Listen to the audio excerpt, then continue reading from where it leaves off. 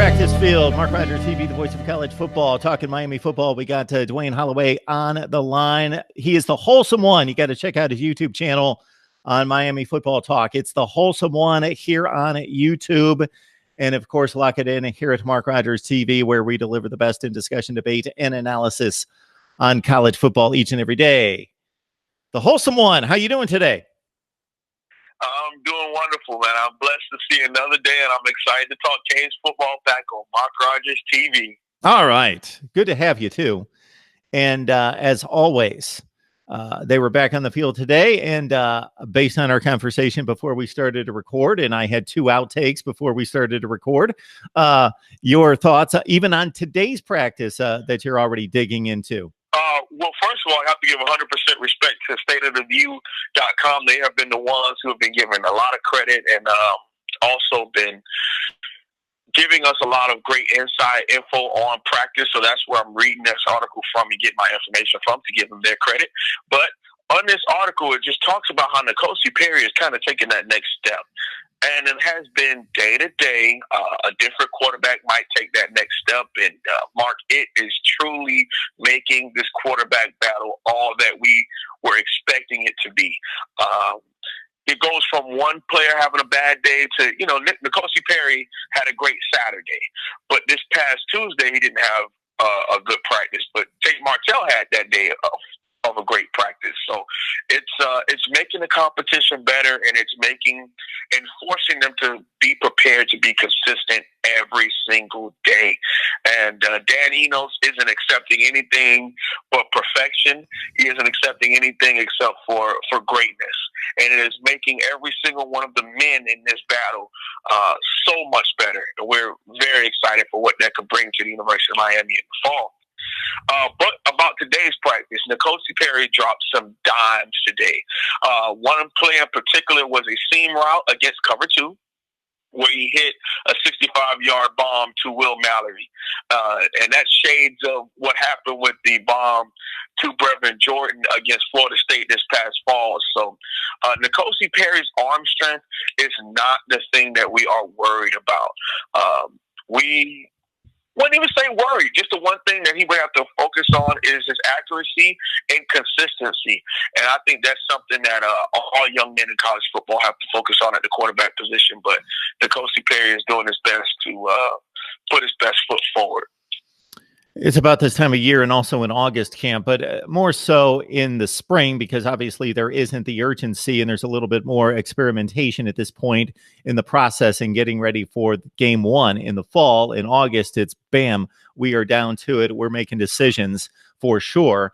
But that I find it amusing that every little bit of information that comes out of spring practice, the fan base grabs it, runs with it, and makes some pretty quick judgments. If we hear that a quarterback threw a red zone interception in a schematic situational kind of practice or situation that that's blown out of proportion, well, he's out. Or I know that in the first couple of days, what we heard out of the quarterback battle was Jaron Williams with the exceptional arm talent. We heard about Tate Martell maybe fluttering a few passes, maybe doesn't have. I can't imagine that this kid has been recruited by everybody in the country, signed by Ohio State, and is in this competition if he doesn't have capable arm talent. It may not be elite. I'm sure it's not based on what I've heard and what I've seen, but a few passes flutter and everybody goes crazy, and I'm hearing all over the place that he's overhyped and he's out. And there's just a bit of an overreaction typically when we get some news out of those first few days of practice. Absolutely. And I take it back to and compare, not necessarily comparing the programs, but, Alabama, when they were having a battle between Tua Tagovailoa and Jalen Hurts, everybody, now it was a little bit close-lipped as opposed to here at Miami, but everybody just wanted that little itch, like who's going to be the guy and who had the better practice today, and really getting on Nick Saban about who did what, and they were even saying, well, who is the team more excited about, just to try to get a little bit out of him. But Danny knows coming from that quarterback competition, I think now is one of the best things moving forward for the U, because he has seen what greatness is. He's coached it. He's been in the room with it. He's seen the tendencies. And he's one of those coaches that are very blunt and open in interviews to a certain extent when it comes to what the quarterbacks are doing right and what they're doing wrong. And he has spoken about, as early as Tuesday, speaking about what each quarterback was bringing to the table, and not necessarily saying what they don't bring to the table, but saying that the things that they had to work on and who was having the better day.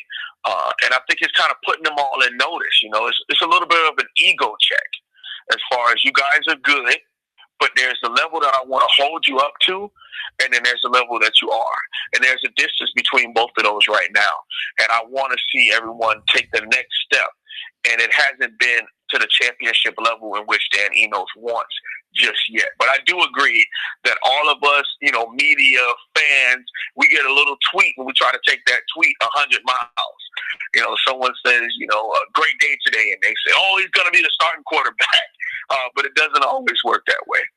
We are on the line with a wholesome one. So to get that straight, everyone, that's HOLSUM, HOLSUM, the wholesome one, the number one, and check him out on YouTube for more Miami college football analysis. And the wholesome one is kind enough to join us on a fairly regular basis to break it down right here.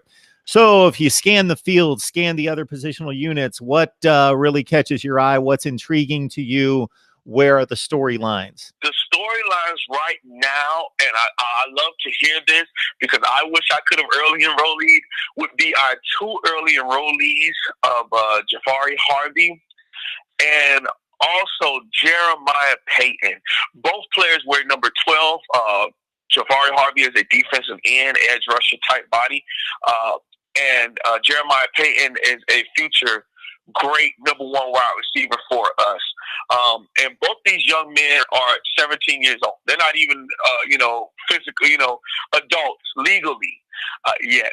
But they have come in, they have been matured, they have been, even as far as getting chewed out and just saying, yes, coach, and going back and doing exactly what the coach asked them to do.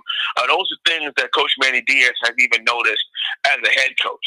And then both their position coaches have broken it down and said, these two guys, it's so exciting to see young men come in with the mindset and maturity that they have.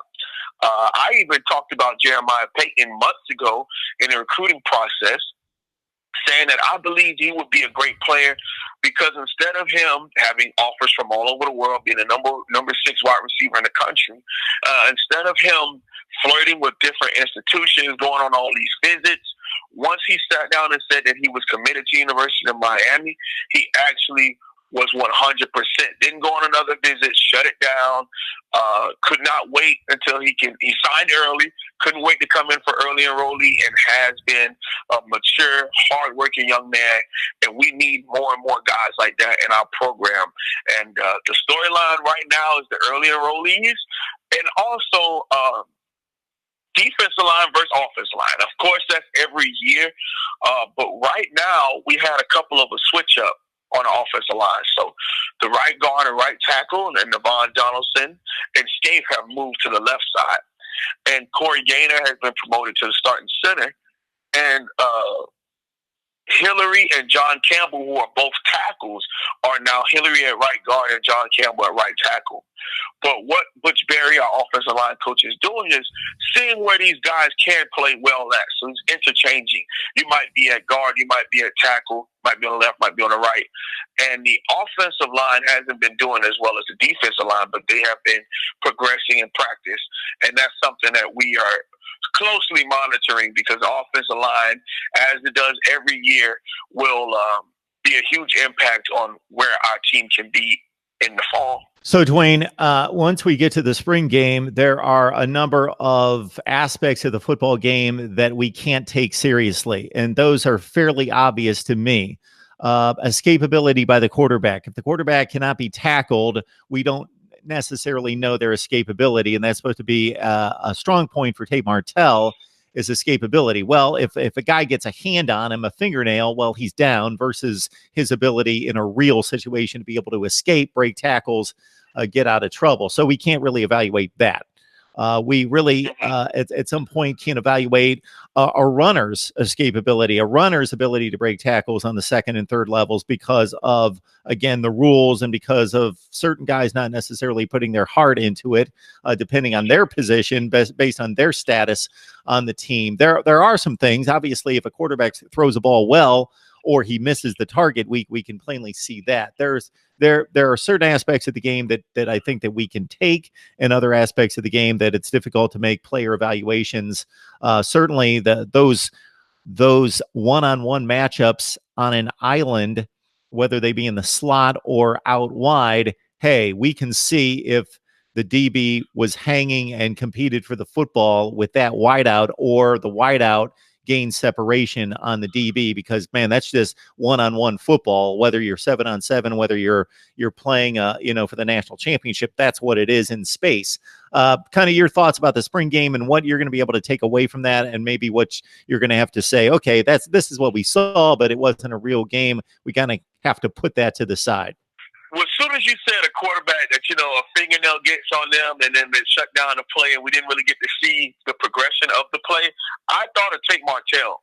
The more that I watch film on this young man and the more that I see why people were saying that his ball flutters and things of that nature, he wasn't having such good of an early spring, is because he's more of an athlete. Let the game come to him, and also just make plays as the play breaks down. So in a controlled environment, in a controlled system, he wouldn't do so well as far as like a Dan Enos practice.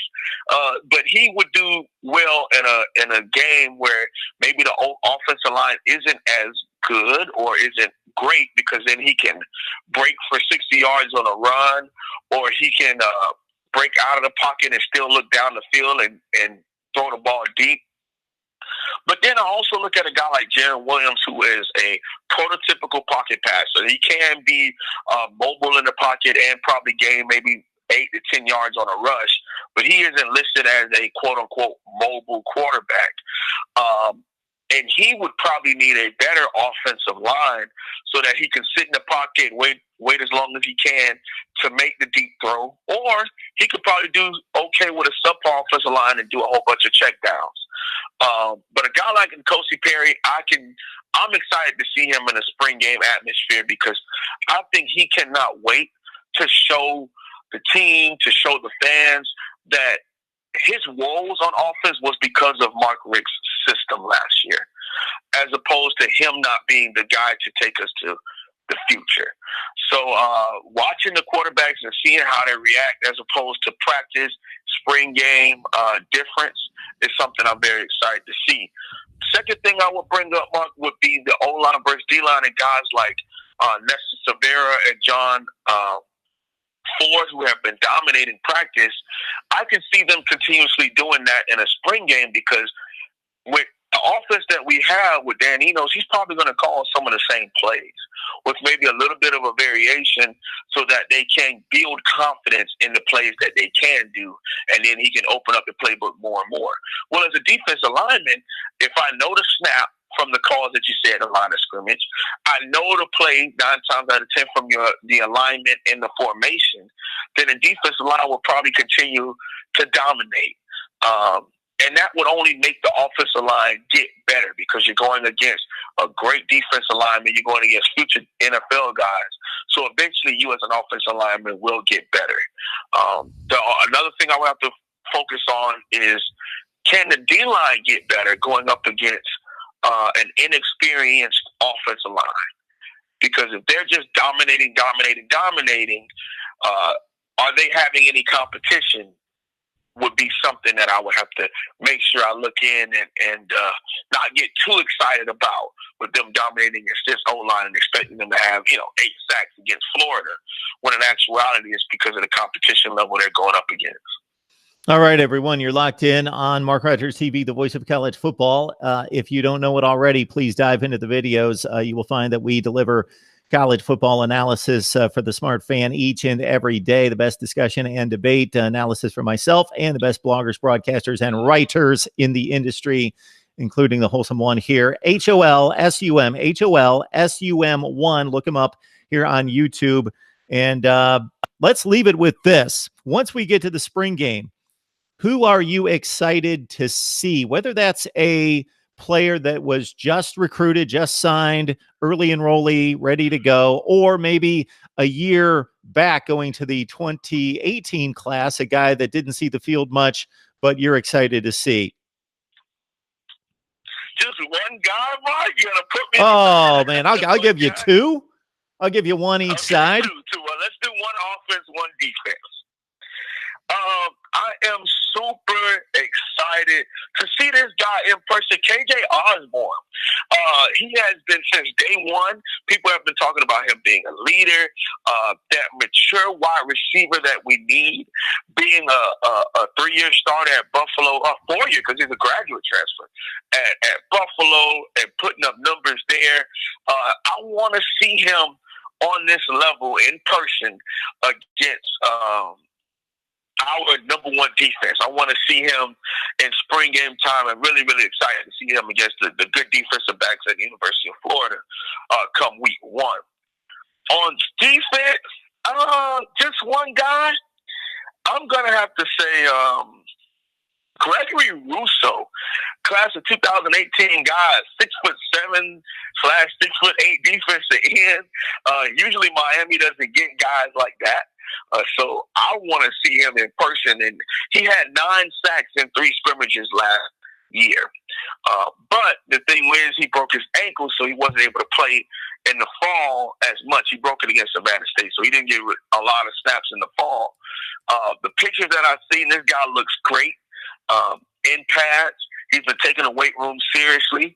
He's dropped down on the baby fat percentage, and I'm excited to see those two guys and what they can bring to the table for the U, especially losing key productive players at those two positions. You know, Joe Jackson and with the departure of Cager and Amon Richards and things of that nature. At the wide receiver position, I want to see what these two guys are going to do for the University of Miami in the spring and in the fall. He is the Wholesome One, HOLSUM1. I encourage you to go to YouTube, and you're probably on it right now, unless you're listening to the audio right now. Go to YouTube and look him up for Miami football coverage. Of course, this is Mark Rogers TV, the voice of college football. And I shouldn't have to say a whole lot more about that. If you're unfamiliar, check out the videos. Just check out the videos and what we deliver each and every day in discussion, debate, and analysis. Dwayne, we appreciate you stopping by. It's always great to talk to you. You do an excellent job, and I hope people will jump on the channel and check it out. Thank you. Thank you very much. Hopefully I'll hear from you all, and I'll be able to get on Mark Rogers again very soon. Thank you.